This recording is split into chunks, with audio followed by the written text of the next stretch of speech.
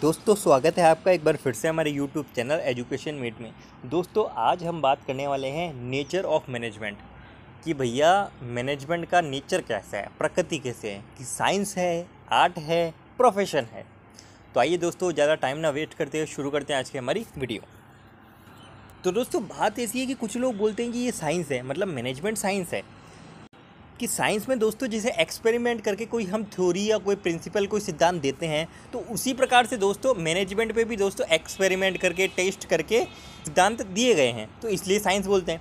और कुछ लोग क्या बोलते हैं दोस्तों कि ये आर्ट है, क्योंकि इसमें प्रैक्टिस की ज़रूरत होती है। मैनेजमेंट स्किल को हमारे सुधारने के लिए प्रैक्टिस की ज़रूरत होती है, तो वो लोग दोस्तों ऐसे बोलते हैं कि ये आर्ट है मैनेजमेंट। और कुछ बोलते हैं दोस्तों कि ये प्रोफेशन बनने जा रहा है, ये प्रोफेशन है।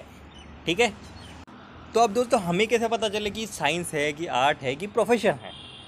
तो उसके लिए दोस्तों हम ये देखते हैं कि साइंस की ऐसी कौन कौन सी विशेषताएं हैं जो मैनेजमेंट में मिलती हैं, आर्ट्स की ऐसी कौन सी विशेषताएं हैं, और प्रोफेशन की ऐसे कौन कौन सी विशेषताएं हैं जो कि मैनेजमेंट में भी मिलती है या नहीं। फिर दोस्तों उसके बाद हम कंक्लूजन या निष्कर्ष निकालेंगे कि भैया ये साइंस है, आर्ट है या प्रोफेशन है।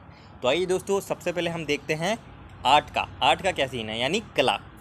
अब दोस्तों आर्ट आप जैसा कि जानते ही हैं, आर्ट दोस्तों एक ऐसी नॉलेज होती है जिसमें दोस्तों अपनी स्किल की, रचनात्मकता यानी क्रिएटिविटी की प्रैक्टिस की ज़रूरत होती है हमें परफेक्ट बनने के लिए। ठीक है दोस्तों, तो इसकी यदि दोस्तों कुछ विशेषताएं हम देखें तो कुछ विशेषताएं कुछ ऐसी है दोस्तों इसकी कि थ्योरेटिकल नॉलेज का होना, मतलब सैद्धांतिक ज्ञान का होना।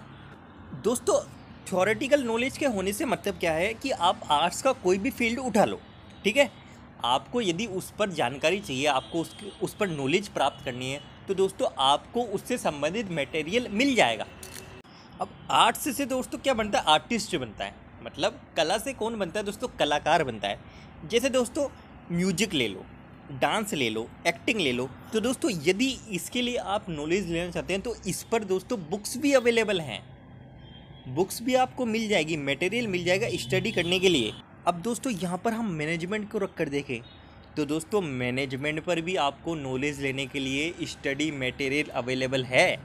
आपको यदि नॉलेज लेनी है, जैसे दोस्तों फाइनेंस से रिलेटेड आपको नॉलेज लेनी है, मार्केटिंग से रिलेटेड आप अपना ज्ञान बढ़ाना चाहते हैं, या फिर एचआर यानी ह्यूमन रिसोर्सेज मानव संसाधन के फील्ड में आप दोस्तों अपना ज्ञान बढ़ाना चाहते हैं, नॉलेज लेना चाहते हैं, तो दोस्तों आपको इस पर स्टडी मटेरियल मिल जाएंगे जो कि दोस्तों बड़े बड़े ऑथर द्वारा लिखे गए हैं। तो कहने का मतलब ये है दोस्तों, ये वाला फीचर, आर्ट वाला ये फीचर, ये विशेषता मैनेजमेंट में भी पाई जाती है।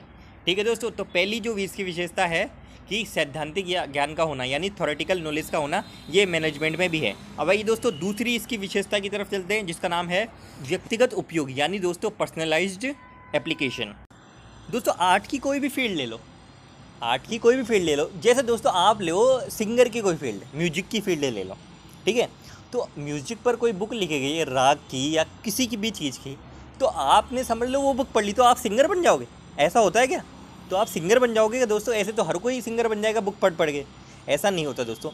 आर्ट्स क्या मांगती है, आर्ट्स मांगती है दोस्तों एक तो पर्सनल भी, खुद में भी आपकी कुछ स्किल होनी चाहिए, क्रिएटिविटी होनी चाहिए, कि जो आपने नॉलेज पढ़ी है उसको दोस्तों अप्लाई करें, उसको अप्लाई करें। और दोस्तों हर कलाकार क्या है, अपने हिसाब से अप्लाई करता है। भाई पढ़ते तो सब एक ही चीज़ है, लेकिन अप्लाई करता है जब वो एक्चुअल में प्रैक्टिकल करता है ना, वो अपने हिसाब से अप्लाई करता है। अपनी भी थोड़ी समझ होती है, अपनी भी उसमें कुछ रचनात्मकता होती है, और यही चीज़ दोस्तों, यही उनकी मतलब उनके अलग समझ और अलग उनकी क्रिएटिविटी ही उनको अलग बनाती है। ऐसे तो सारे एक ही जैसे हो जाएंगे सिंगर, ऐसे थोड़ी होता है, सब अलग अलग होते हैं और अपने हिसाब से अप्लाई करते हैं, अपने हिसाब से वो मतलब बस वो बेसिक नॉलेज लेके आ जाते हैं, पढ़ के आ जाते हैं, फिर दोस्तों प्रैक्टिस करते हैं तो उसमें अपना ज्ञान थोड़ा डालते हैं। अब यदि दोस्तों बात करें मैनेजमेंट की, तो दोस्तों मैनेजमेंट में भी ये चीज़ है, मैनेजमेंट में भी ये चीज़ है। मैनेजमेंट में भी आप पढ़ के तो आ जाओगे भाई, मार्केटिंग के बारे में, फाइनेंस के बारे में आप पढ़ के आ जाओगे, मैनेजमेंट के बारे में आप पढ़ के आ जाओगे, लेकिन दोस्तों मैनेजमेंट में भी आपको अपने हिसाब से ही अप्लाई करना पड़ेगा, सिचुएशन के हिसाब से।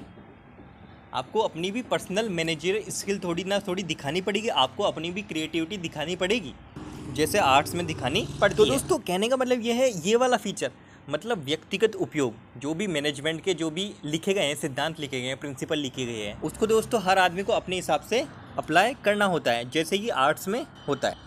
अब आइए दोस्तों इसकी अगली विशेषता की ओर देखते हैं। तो दोस्तों इसकी अगली विशेषता हमें कहती है कि जो आर्ट्स है ना वो किस पर निर्भर है, प्रैक्टिस पर और क्रिएटिविटी पर। अब दोस्तों आपने एक बात सुनी होगी कि practice makes a man perfect, कि प्रैक्टिस ही दोस्तों मतलब ज़्यादा से ज़्यादा अभ्यास दोस्तों एक आदमी को उस कला में दोस्तों पारंगत बनाता है, मतलब परफेक्ट बनाता है।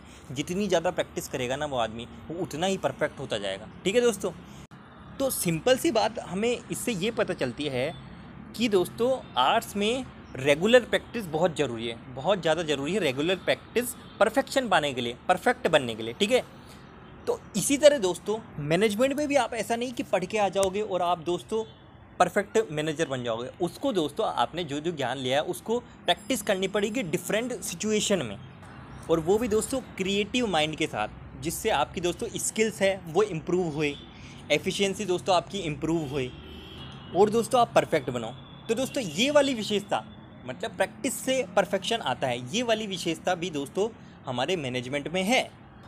तो 3 विशेषताएं दोस्तों हमने आर्ट्स की पढ़ी, और दोस्तों हम ये बोल सकते हैं कि तीनों विशेषताएं कहीं ना कहीं अवेलेबल थी किसमें, मैनेजमेंट में। तो हम बोल सकते हैं दोस्तों कि मैनेजमेंट क्या है, मैनेजमेंट दोस्तों दूसरों से काम करवाने का एक आर्ट है हमारा। मैनेजर दोस्तों यही तो करता है, मैनेजर को दोस्तों काम करवाना होता है, हर फील्ड के आदमी से काम निकलवाना होता है। अब ये उसमें कला होती है दोस्तों, अब वो कैसे काम निकलवाता है, कैसे काम करवाता है। तो दोस्तों इस तरह हम बोल सकते हैं कि मैनेजमेंट एक आर्ट है काम करवाने का। Management is an art of getting the things done by others. तो ये तो रही दोस्तों आर्ट्स की बात। अब दोस्तों यदि बात की जाए साइंस की, कि साइंस का क्या क्या इसमें मिलता है, तो वो देखते हैं दोस्तों। अब साइंस में दोस्तों मैंने आपको बताया साइंस किस पर काम करती है। साइंस दोस्तों खोजों पर काम करती है, फैक्ट्स यानी तथ्य पर काम करती है, कोई घटनाओं पर दोस्तों आधारित होती है, इन पर ही बेस्ड होती है दोस्तों साइंस। ऐसा नहीं है दोस्तों हर कोई कुछ भी बोल दिया और वो साइंस का सिद्धांत हो गया, ऐसा नहीं होता। वहाँ दोस्तों सिद्ध करो और वो फिर सिद्धांत बनता है, वहाँ सिंपल सी बात है। तो साइंस के दोस्तों हम कुछ विशेषताएं देखते हैं और फिर देखेंगे कि मैनेजमेंट में वो है कि नहीं। तो साइंस में दोस्तों पहली विशेषता वही लेते हैं, लगभग वही है जो आर्ट्स में हमने ली थी, कि इसमें भी दोस्तों सिस्टमेटिक बॉडी ऑफ नॉलेज, मतलब दोस्तों ज्ञान का समूह है, ये बोल सकते हैं आप। या फिर दोस्तों वो भी बोल सकते हैं कि सैद्धांतिक ज्ञान का होना, जैसे ही हमने आर्ट्स में बोला था सेम आप बोल सकते हैं। अब साइंस में भी दोस्तों आपको नॉलेज देनी है तो बहुत सारा मटेरियल अवेलेबल है, और दोस्तों वही सेम चीज़ मैनेजमेंट में भी है। मैनेजमेंट में भी बहुत सारा मटेरियल अवेलेबल है, उसके प्रिंसिपल हम कैसे पढ़ सकते हैं, तो उसके लिए मटेरियल अवेलेबल हैं। तो ये वाली दोस्तों विशेषता क्या है, इसमें भी मिलती है मैनेजमेंट में भी। दूसरी दोस्तों हम विशेषताएं लें कि परीक्षण पर आधारित सिद्धांत, मतलब दोस्तों प्रिंसिपल बेस्ड ऑन एक्सपेरिमेंट, कि एक्सपेरिमेंट पर ही इसके सिद्धांत दोस्तों दिए जाते हैं साइंस के। अब दोस्तों आप सभी जानते हैं कि साइंस में होता क्या है, कोई भी जो प्रिंसिपल होता है, कोई सिद्धांत होता है, उसको दोस्तों हम एक्सपेरिमेंट करते हैं, ऑब्जर्वेशन यानी अवलोकन करते हैं, और उसको फिर डेवलप किया जाता है। और दोस्तों डेवलप करने से पहले हम उस सिद्धांत को क्या है अलग अलग कंडीशन में, अलग अलग सिचुएशन में दोस्तों टेस्ट करके देखेंगे कि नहीं, हाँ भाई वो सभी जगह अप्लाई होना चाहिए ना, वो सभी जगह अप्लाई होना चाहिए। अब यदि मैनेजमेंट में हम देखें तो मैनेजमेंट में भी जो प्रिंसिपल या सिद्धांत हैं वो एक्सपेरिमेंट करके ही लिखे गए हैं, ऑब्जर्वेशन करके ही लिखे गए हैं। लेकिन दोस्तों अब ये ऑब्जर्वेशन और ये टेस्ट या एक्सपेरिमेंट किस पर किया गया है, इंसानों पर, ह्यूमन बींग्स पर। अब दोस्तों हर आदमी का अलग सोच, तो जिस पर हमने एक्सपेरिमेंट किया और दोस्तों उसको देखकर हमने कोई सिद्धांत दे दिया मैनेजमेंट का। लेकिन दोस्तों ऐसा थोड़ी कि हर आदमी का एक ही स्वभाव होता है, तो वो सिद्धांत दोस्तों किसी दूसरे पर अप्लाई हो भी नहीं भी हो, तो ऐसा नहीं होता। जबकि साइंस में ऐसा होता है कि वो हर जगह अप्लाई होगा, लेकिन दोस्तों इसमें वो हो भी जाए नहीं भी होए। भाई जो मानव का स्वभाव है उसकी प्रेडिक्शन तो नहीं की जा सकती ना, उसकी कोई भविष्यवाणी तो नहीं की जा सकती। तो कहने का मतलब ये दोस्तों ये है कि ये लॉजिकल नहीं होते, पूरी तरह से ये लॉजिकल नहीं होते। तो मतलब ये विशेषता इसमें थोड़ी तो है, थोड़ी नहीं है। थोड़ी कैसे है कि इसमें एक्सपेरिमेंट करके ही हम प्रिंसिपल देते हैं, सिद्धांत देते हैं, लेकिन दोस्तों उसमें सेम इफेक्ट रहता है हर सिद्धांत का, और उसमें लॉजिकल होता है, लॉजिकल बातें होती हैं, ठीक है। और इसमें दोस्तों ये सिद्धांत सिचुएशन पे डिपेंड करते हैं। तो आइए दोस्तों अब इसकी तीसरी विशेषताएं देखते हैं। तो इसकी तीसरी विशेषता है कि इसके सार्वभौमिक उपयोग, सार्वभौमिक वैधता, यूनिवर्सल वैलिडिटी। साइंस के दोस्तों जो भी सिद्धांत होते हैं उनको आप कहीं भी अप्लाई कर सकते हो, कहीं भी उनको अप्लाई कर सकते हो, वो हर जगह वैध है, ठीक है। जबकि दोस्तों मैनेज के हैं ना, मैनेजमेंट के जो प्रिंसिपल लिखे गए हैं, बड़े बड़े लोगों ने लिखे हैं, तो दोस्तों आप उसको हर जगह अप्लाई नहीं कर सकते। आपको सिचुएशन देखनी पड़ेगी दोस्तों, और दोस्तों उसके अकॉर्डिंग मॉडिफाई करना पड़ेगा प्रिंसिपल को। मैनेजमेंट में ऐसा नहीं है कि कोई सिद्धांत यदि लिख दिया तो दोस्तों आप दुनिया में कहीं चल जाओ और वो अप्लाई हो जाएगा। तो कहने का मतलब ये है दोस्तों कि इसकी यूनिवर्सल वैलिडिटी नहीं होती है। तो दोस्तों कहने का मतलब ये है कि कुछ साइंस के गुण तो इसमें मिलते हैं, जबकि दोस्तों कुछ नहीं मिलते। तो इसको हम एग्जैक्ट साइंस मतलब शुद्ध विज्ञान तो कह नहीं सकते, इसको मैनेजमेंट को हम कह सकते हैं कि इन एग्जैक्ट साइंस यानी विशुद्ध विज्ञान। तो दोस्तों हमने दोनों चीज़ देखी भाई, साइंस के हिसाब से भी देखा और आर्ट्स के हिसाब से भी देखा। साइंस के हिसाब से भी इसमें दोस्तों नॉलेज अवेलेबल है सिस्टमेटिक ढंग से, ठीक है। और दोस्तों आर्ट्स के हिसाब से भी इसमें दोस्तों पर्सनल स्किल और क्रिएटिविटी चाहिए, प्रैक्टिस चाहिए वो उस नॉलेज को अप्लाई करने के लिए, ठीक है। तो दोनों के ही दोस्तों गुण अवेलेबल है इसमें। और दोस्तों मैनेजमेंट के हर फंक्शन में दोस्तों कहीं ना कहीं दोस्तों ये गुण आते हैं। अब दोस्तों यदि बात की जाए मैनेजमेंट की एक पेशे के रूप में, यानी दोस्तों मैनेजमेंट एज ए प्रोफेशन, तो दोस्तों प्रोफेशन का मतलब जैसा कि आप जानते ही हैं स्पेशलिस्ट होना। और दोस्तों वो कैसे बनते हैं आप, स्पेशल नॉलेज से, किसी चीज़ की स्पेशल नॉलेज और ट्रेनिंग से। तो आइए दोस्तों अब कुछ विशेषताएं देख लेते हैं प्रोफेशन की, फीचर्स देख लेते हैं इसके। तो दोस्तों इसका पहला फीचर है, पहली विशेषता है कि well defined body of knowledge. मतलब दोस्तों एक भली भाषित डिफाइन यानी परिभाषित किए गए ज्ञान का होना। अब दोस्तों जैसा कि प्रोफेशन में मैंने आपको बताया भाई, स्पेशल आपको बनना है किसी चीज़ में तो आपको उस चीज़ में दोस्तों स्पेशल नॉलेज की ज़रूरत होगी, ठीक है। तो कहने का मतलब दोस्तों ये है कि प्रोफेशनल आपको बनना है तो आपके पास नॉलेज अवेलेबल हैं, सिस्टमेटिक नॉलेज अवेलेबल हैं यदि आप प्रोफेशनल बनना चाहें। तो इसी तरह दोस्तों, इसी तरह मैनेजमेंट में भी दोस्तों सिस्टमेटिक नॉलेज अवेलेबल हैं, जिससे दोस्तों आप मैनेजमेंट की स्किल सीख सकते हैं। मैनेजमेंट की स्टडी पर भी दोस्तों बहुत, जैसा कि मैंने आर्ट्स के टाइम भी बताया, जैसा कि मैंने साइंस के टाइम भी बताया, ये विशेषता दोस्तों तीनों में है और मैनेजमेंट में भी है।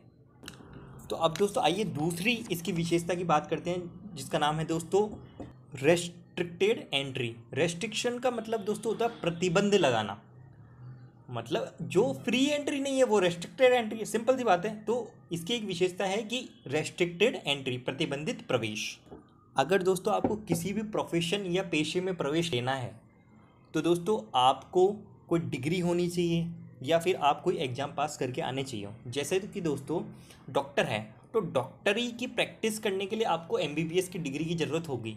आप वकालत करना चाहते हैं तो दोस्तों आपको एलएलबी की डिग्री की ज़रूरत होगी। आप सीए करना चाहते हैं तो दोस्तों आपको सीपीटी पास करना होगा पहले। तो इस तरह दोस्तों इसकी जो प्रवेश है वो रेस्ट्रिक्टेड है, प्रतिबंधित है। ऐसे आप हर कोई आदमी नहीं कर सकता, पहले ये चीज़ करना होगा आपको।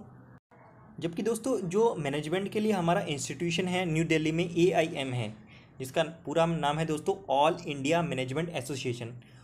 उसमें दोस्तों आपको एक कॉमन एग्ज़ाम देना होता है जिससे आपको दोस्तों एडमिशन मिलता है, ठीक है। बाकी दोस्तों कोई स्पेशल डिग्री की ज़रूरत नहीं होगी कि हाँ भाई इसके बिना आप प्रवेश नहीं ले पाओगे, एडमिशन नहीं ले पाओगे। और दोस्तों जैसे बात की जाए, कहीं भी अपॉइंटमेंट होता है, कहीं भी किसी का अपॉइंटमेंट या नियुक्ति होती है मैनेजर की, तो दोस्तों कोई भी नहीं मांगता, कोई भी आपसे ऐसा नहीं मांगता कि आपके पास ऐसी ऐसी डिग्री होनी चाहिए।